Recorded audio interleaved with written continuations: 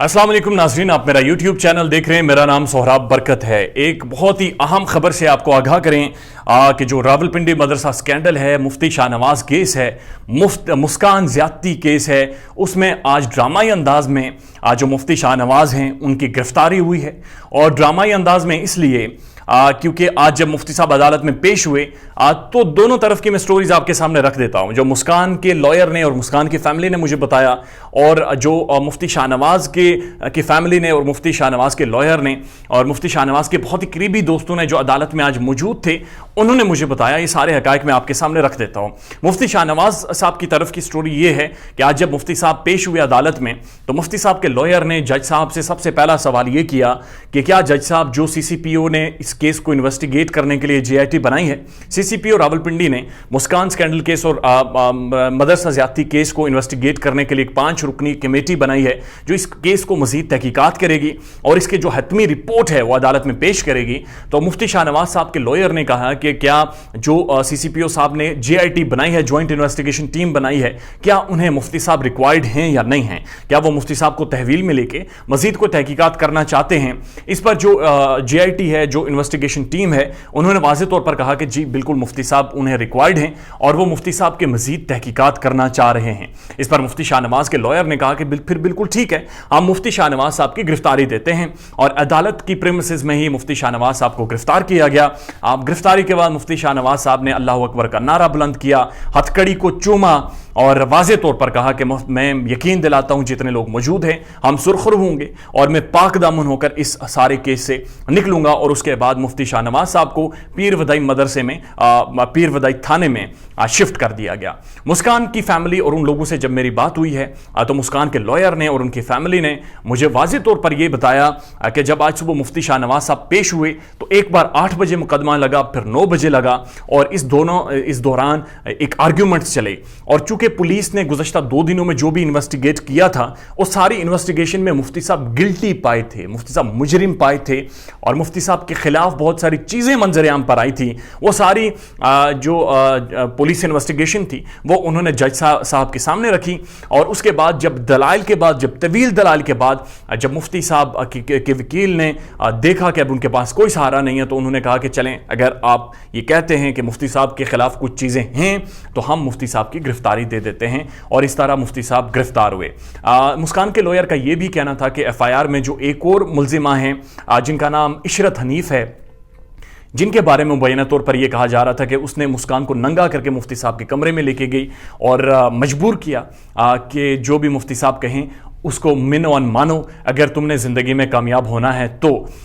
तो जब मुस्कान जो मिस इशरत थी उसके ऊपर जो लॉयर हैं मुफ्ती शाहनवाज के, उन्होंने आर्ग्यू किया कि उसकी बेल को एक्सटेंड किया जाए। उसे वो जेआईटी के सामने पेश नहीं करना चाह रहे, जेआईटी या पुलिस के हवाले नहीं करना चाह रहे, या उसकी गिरफ्तारी नहीं चाह रहे, लिहाजा उसकी अरेस्ट, उसकी जो बेल है उसको मजीद एक्सटेंड किया जाए और उसको गिरफ्तार ना किया जाए। मुस्कान के लॉयर का यह भी कहना था, ये दोनों ग्राउंड्स थे जिस पर उन्होंने मुफ्ती शाहनवाज की बेल के एक्सटेंशन की भी दरखास्त की और मिस इशरत की भी, लेकिन चूंकि पुलिस इन्वेस्टिगेशन मुफ्ती साहब के खिलाफ आ चुकी थी इसलिए उनके पास और कोई रास्ता नहीं बचा था एक्सेप्ट कि वो मुफ्ती साहब की गिरफ्तारी दे दें। लेकिन बहुत अहम मामला यह है, अब मुफ्ती साहब पुलिस की कस्टडी में, अब असल मरहला स्टार्ट होता है। मसला यह है, जब तक डीएनए नहीं होता तब तक नहीं पता चलेगा कि आया ये रेप, ये ज़्यादती मुफ्ती साहब ने की है या किसी और ने की है। और जब मैंने लॉयर से, मुफ्ती साहब के लॉयर से भी और मुस्कान के लॉयर से भी पूछा कि क्या अब कितने दिन होते हैं रिक्वायर्ड, कितने दिनों का टाइम होता है कि जिस दौरान आप डीएनए करवा सकते हैं और पता चल सकता है, तो मुस्कान के लॉयर ने कहा कि 21 दिन का टाइम होता है। 21 दिन के अंदर आप फीमेल से वो सीमेंस ले सकते हैं जिनसे ये मालूम हो सकता है कि उनके साथ ज़्यादती किसने की है। तो 14 तारीख को ये वाक़या हुआ, 5 तारीख तक का टाइम है। जब 21 दिन पूरे होते हैं, रिक्वायर्ड 21 डेज पूरे होते हैं, तो उनका यह कहना है कि आज चूंकि पहली तारीख है, मुफ्ती साहब की गिरफ्तारी हो गई है, तो आने वाले 2-3 दिनों में वो वाज़ेह तौर पर मुफ्ती साहब की डीएनए करवाएंगे और मुफ्ती साहब गिल्टी भी साबित होंगे और मुजरिम भी साबित होंगे। अब पुलिस के पास वक्त कम है, अब पुलिस के पास 3-4 दिन है, फौरी तौर पर उन्हें मेडिकल टेस्ट भी करवाना चाहिए, डीएनए भी। और जो मुस्कान की मेडिकल रिपोर्ट है जिसने सबके होश उड़ा दिए थे कि 16 साल बच्ची के साथ ज्यादती की गई है, उसके जो सारे मामलात हैं उसका भी फॉरेंसिक टेस्ट होना है। ये सारी अब पुलिस की जिम्मेदारी है कि वो सारे केस को मजीद सामने लाएं। इस केस का पस मंजर ये है कि जी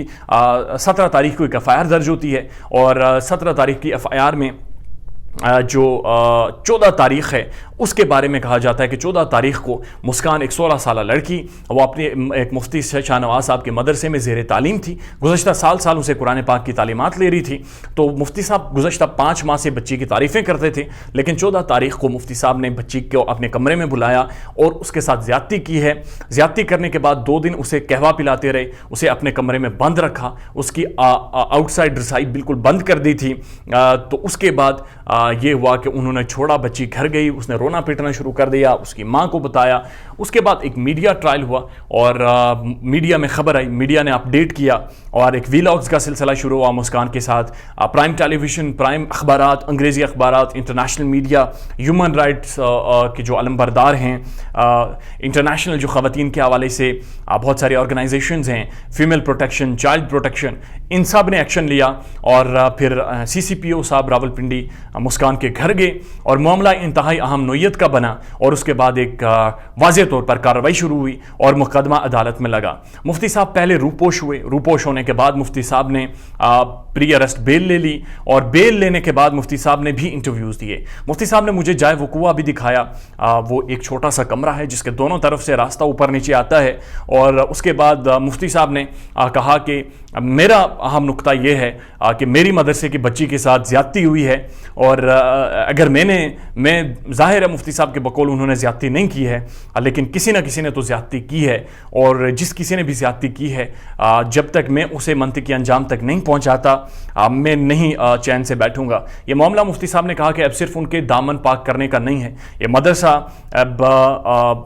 یہ کیس صرف ان کا دامن صاف کرنے کا نہیں ہے, یہ مدرسے کی ساکھ صاف کرنے کا ہے. یہ پورے عالم اسلام کے اوپر جو ہمیشہ داغ لگتا رہا ہے, مدرسے کے اوپر جو داغ لگتا رہا ہے, یہ اس کا معاملہ ہے. ناظرین بات ٹھیک ہے, یہ معاملہ ہمیشہ سے مدرسوں کے حوالے سے شکایات رہی ہیں, مدرسوں کے حوالے سے بہت سارے کیسز رپورٹ ہوتے رہے ہیں, مدرسوں کے حوالے سے کہا جاتا رہا وہاں بچوں کے ساتھ زیادتی ہوتی ہے اور بولا نہیں جاتا. یہ ایک ٹرائل کیس ہے, یہ انتظامیہ کے لیے ایک ٹیسٹ کیس ہے اور یہاں سے چیزیں ڈیسائیڈ ہوں گی آیا مدرسے کے خلاف سازش کی جاتی ہے یا پھر مدرسے کے اندر حقیقتاً ایسے عناصر موجود ہیں جو یہ سارا کام کرتے ہیں اور مدرسے کی ساکھ بھی خراب کرتے ہیں اور چھپے رہتے ہیں اور یہ بھیڑیے موجود ہیں. اب یہ کیس وہ کوسچن مارک ہے جو بہت سارے سوالات کا جواب دے گا اور اس سے پتہ چلے گا کہ آیا کون گلٹی ہے, آیا جو ایک مدرسے کے خلاف باتیں ہوتی ہیں وہ لوگ ٹھیک ہیں یا جو مدرسے کے حق میں ہوتے ہیں وہ لوگ ٹھیک ہیں. But this is the right time, یہ وہ صحیح وقت ہے کہ اگر اس کیس کو ڈیٹیلڈ میں تھرولی اور ایک اچھے وے میں انویسٹیگیٹ کیا گیا تو پھر واضح ہو جائے گا کہ یہ سارا معاملہ کیا ہے. اپنا خیال رکھیے گا, جو DNA رپورٹ یا میڈیکل رپورٹ آتی ہے ہم باقی بھی معاملہ آپ کے سامنے رکھیں گے. اپنا خیال رکھیے گا, اللہ حافظ.